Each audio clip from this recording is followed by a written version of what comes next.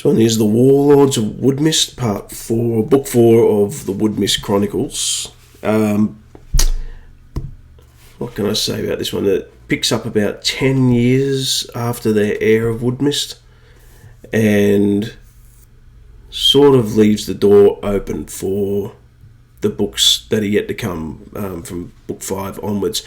I kind of regard this one as the end of Part 1 of the Woodmyst Chronicles, in the sense that books 1 to 4 are sort of one part of a story, and then books 5 and onwards are a continuous story.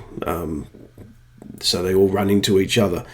Book 4 concludes what happens in books 2 and 3, carries over to this book, but it's 10 years later. For those who have read books 2 and 3, and then you pick this up, you'll understand that there were characters that we left at the end of book 3. This one sort of shows what happens to those characters afterwards. This one is basically following a group of witches known as the Mirrican. A prophecy was given in books 2 and 3, and they believe it has been fulfilled in this book.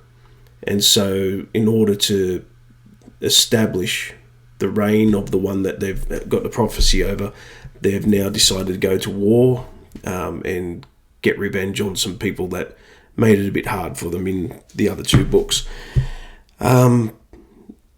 We also meet some characters that we follow from books 5 and onwards.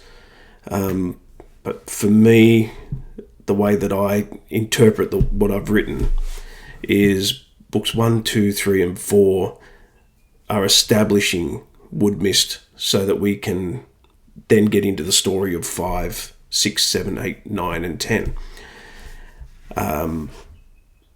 That's not to say that these aren't good stories on their own.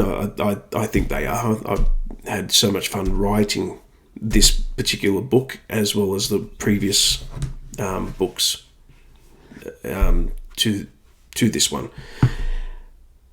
And I think that's about it. Yeah, so this brings closure, but it also opens a door for more. And happy reading.